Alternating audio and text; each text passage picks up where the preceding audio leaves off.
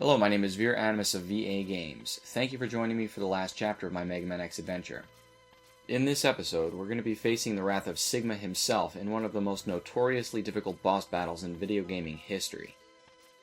Now, unless you are a veteran of the game looking for a special kind of challenge, I have to strongly recommend coming into this stage with every available advantage.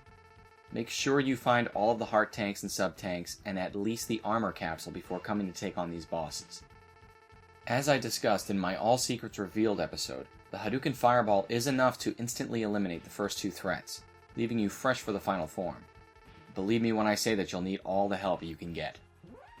In perfect TV tropes form, Sigma's going to take a page out of Zero's handbook and disregard the obvious 2-on-1 advantage that he has with his Treble look-alike canine called Velgauder.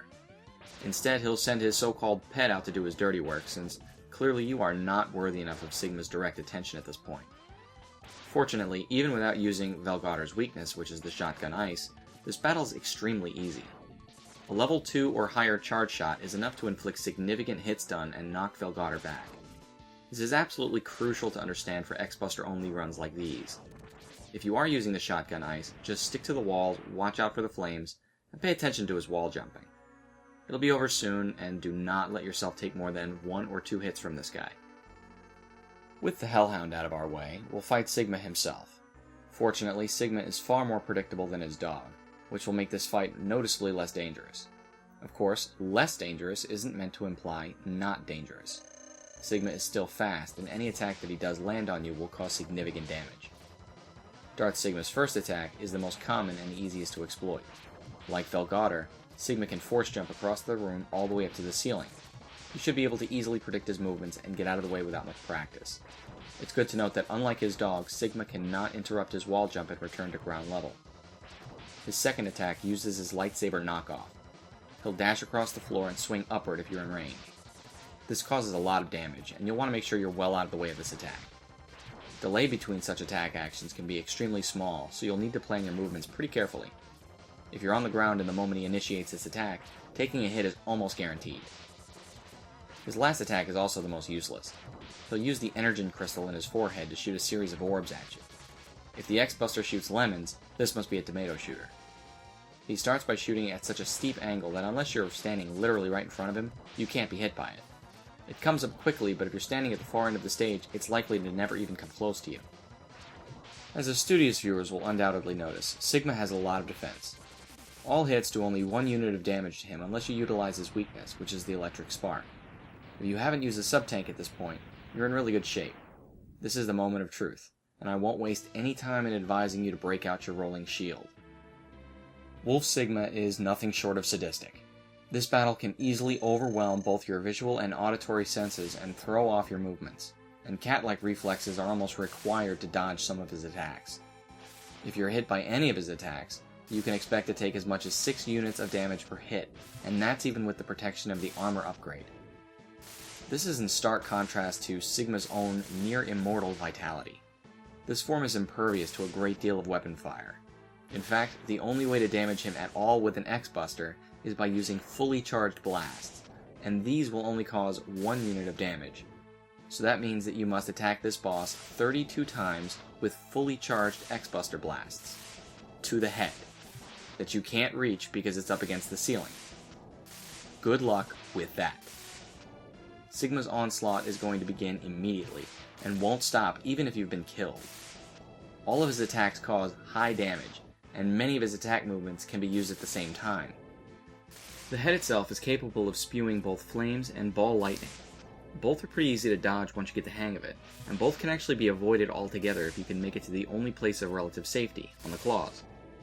The claws each have 2 attacks. They can either shoot lightning bolts that stretch from the floor to the ceiling, or they can swipe at you. If you can position yourself on the claws like I do in this video, you can be perfectly safe from all attacks except for a quick swipe from the opposite claw. Taking any form of damage while mounted on a claw is usually enough to knock you to the floor. This means that part of fighting this almighty beast is overcoming a laughably unfair platforming challenge. Ah, how games were actually hard back in the old days.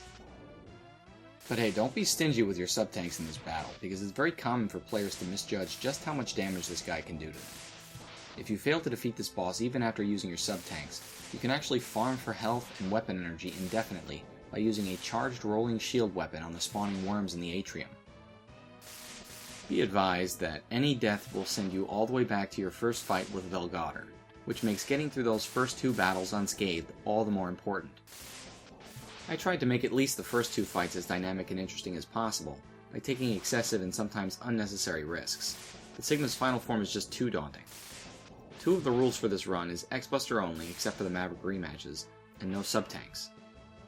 Without at least one of those advantages, I don't have the skill it takes to engage Wolf Sigma fairly without taking massive damage, which will result in either death or necessitates the use of either sub-tanks or the rolling shield. And the rolling shield is your double-edged sword here. Although it is the only attack that can do more than 1 unit of damage, and make the battle progress a little bit more quickly, it's also extremely unwieldy, as you know. Successful attacks with the rolling shield are likely to make you vulnerable to Sigma's own attacks, or at least unbalance you enough that you fall back to the ground and make it more likely that you'll be attacked. As far as I know, the charged rolling shield barrier is not enough to protect you from Sigma, so focus instead entirely on the offensive. The longer this battle goes on, the greater chance you have of being killed. And so it is, along with Sigma, my story also comes to an end. I want to thank you for watching this episode, as well as for supporting me throughout the series. It is my fondest hope that I've been able to teach someone, somewhere, something they didn't know about this amazing gaming achievement. Anyway, I have a few new projects in mind, and they're planned to start within the next few weeks.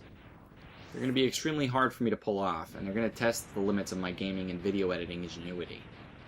I won't reveal any details just yet, but if you're interested, please subscribe to my channel for the updates as they happen.